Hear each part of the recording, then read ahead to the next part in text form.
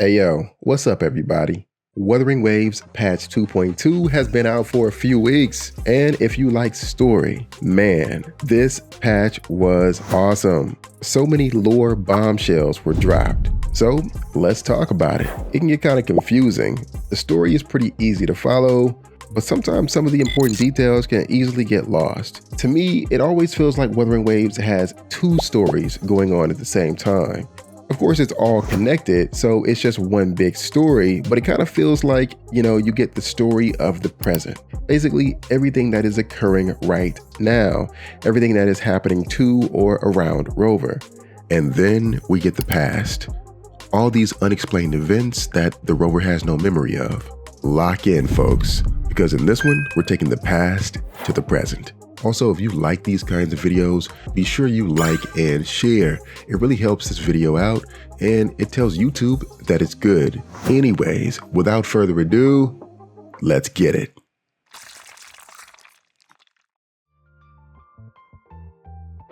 Several centuries ago, as a result of the lament, a group of displaced people from various lands sailed the seas in search of a new home. Sentinel Imperator guided these people to a place that is now Renacita, and it revealed itself to them. People worshipped the Sentinel as their god, and they all lived in peace. That is, until they were struck by the Dark Tide. According to the abandoned tower ruins, the Dark Tide was brought about when people started warring factions based on their religious beliefs. You see, some people believed in the Sentinel, and others unknowingly sided with the Denodian. How and why could they unknowingly side with the Denodian? And what is the Dark Tide? Well, we'll get into it. The Dark Tide is a lot of things, but it's basically an event that causes all kinds of wave-worn phenomena. Huge masses of dark clouds gather together and pour down like a waterfall, spewing hordes of tacit discord monsters. This can also result in mass indoctrination, where people, inanimate objects, and even the dead begin singing hymns to give praise to a false sentinel, aka the Denodian. It lulls people into a false sense of serenity and paradise, until they are either killed by tacit discords lurking within, or their mind is completely corrupted by the whisper of the Denodian. The Dark Tide was defeated by a man wielding a lantern, and this lantern was filled with the frequencies of the Sentinel. This man was Napoli II. He was the first primus of the Order of the Deep. He and the Sentinel would win this bout against the Denodian, but Napoli II would not come away unscathed. His mind would forever be corrupted by the Denodian's influence from the Dark Tide, ever torn between the Sentinel's truth and the Denodian's whispers. Something he would only admit in the company of the Fleurdelys in his final days, as he begged to be released from this world. At some point in the past, the Rover asked Sentinel Imperator to uncover the true nature of the Denodian. Imperator agreed, but only on one condition, and that condition was that its root privileges be unbound, basically allowing it to act without restriction. Because if you guys remember, back in chapter 1, we learned that the Sentinels all basically answered to him. So Rover was like, hey, go ahead, you got it. So with this unrestricted access, the Sentinel sought to merge with the Denodian as a last result, because the Denodian maintained the upper hand in their conflict at this point. The intention was to allow the Denodian to believe it had won, while allowing the Sentinel's consciousness to reside silently within and discover how to defeat it. And while merged together, the Sentinel basically learns nothing. Well, I say nothing, but the Sentinel actually learns two very small but kind of important things. But I don't know if the juice was worth the squeeze. I'll let you determine that after you finish hearing this story. The first thing it learns is that the Denodian can't be destroyed as long as there is civilization. Because remember, just as Cantarella would eventually tell us in the present day, the Denodian essentially acts as a mind virus, where it slowly chips away at the truth until it's no longer recognizable, covertly whispering to people and coercing them to do its bidding. And this eventually results in the masses doing its bidding. And two, the second thing that it discovers is that Even the Denodian doesn't know how it can be destroyed. At this point, the Sentinel surmises that it can't be destroyed. It can only be contained and regulated. While merged, the Denodian, as expected, could access the knowledge held by the Sentinel. And because the Sentinel expected this, it safeguarded its core data and one bit of extraordinarily important information, and that it is beings like Sentinels and Denodians can have only but one resonator. When Sentinel Imperator tells us this, it mentions its return pod. Now, we're not exactly told what this return pod is or where it's supposed to return to, so I'll leave that to theory for now. But whatever this device is, the Denodian used it. And it used it roughly 20 years ago to create something that it had been trying to obtain for centuries. It created an entity known as Fleurdelys. This creation was its only successful creation after centuries of failure.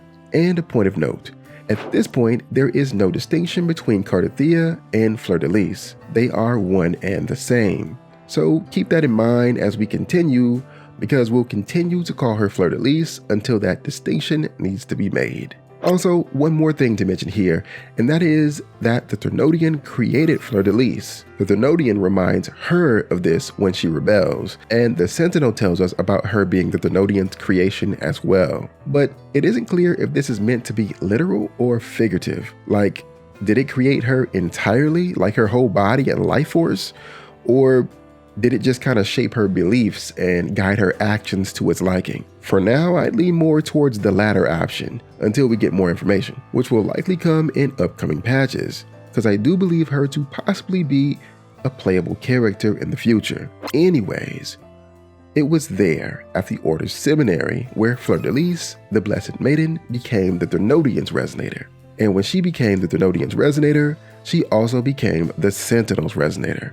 Her resonance with the Denodian brought about the second dark tide. The crown on her head took the form it has now after the dark tide. This thorned crown is what the Denodian uses to control its resonator. We can also see the same type of crown around Gehenam's head, indicating that whenever the Order did what it did to him, it also placed it under the Denodian's power. And if you want to know more about Gehenam, I did a whole video on him. But anyway, after the creation of Fleurdelys, the Sentinel chose Cantarella as its safeguard, and it began to nurture their connection. She was the Sentinel's Blessed Maiden. The Sentinel had one last plan to destroy the Denodian for good, and it involved a bit of self-sacrifice.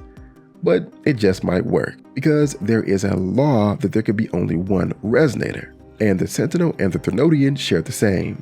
If the Sentinel could find a way to break this law, then all three would be destroyed: the Sentinel, the Denodian, and Fleurdelys. So the Sentinel waited to find a resonator with enough steadfast power to join the war against the Denodian.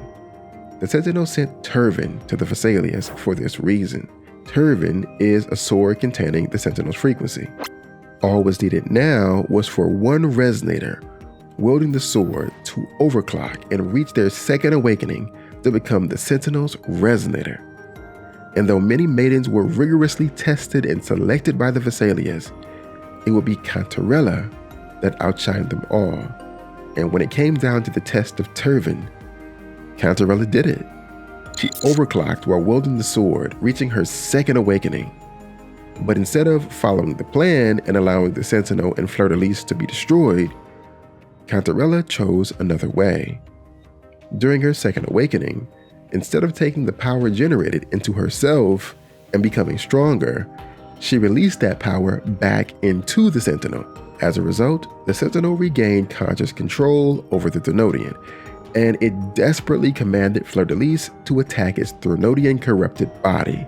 Fleurdelys attacked, and the Denodian's grip on Fleurdelys was released.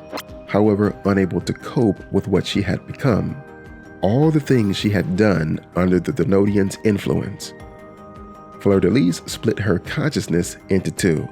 The half that wanted to live became the smaller, less powerful Cantarella, and the other became Fleurdelys, a being maintaining her previous power and also maintaining an appearance that represents her true age, because she and Cantarella are around the same age. After this attack, the Sentinel was severely damaged, but it backed up its core data before merging with the Denodian. So at this point, it currently survives through that and its connection with Fleurdelys. And after all of this, Cantarella and Fleurdelys wouldn't be seen again because they were sealed in the ruins of the Order's seminary up in the sky. And they were up there to stave off the remnants of the Second Tide and to keep the ruins of that massive seminary and all those tacit discords from crashing down out of the sky and landing on Raguna. The general public had no knowledge of pretty much any of these details of what occurred. So in her absence, many people believing Fleurdelys sacrificed her life to save the people from the Dark Tide, they began to refer to her as the Blessed Martyred Maiden. And that's pretty much the story of how Renacita's past connects to what we see in the present. Of course, there are some details I skipped, like details of Cantarella's life and more details on Cantarella's story, but that had to be done because the scope of the video would just become way too broad and it would be like impossible to follow. Nonetheless, you guys please stay on the lookout for part 2 of this video because that will be coming out soon and I'll bring it to you as soon as it's complete. Also, if you haven't done so already, please don't forget to like and share. That is all I have for you guys today. And until next time, I'll catch you in the waves. Peace out, y'all.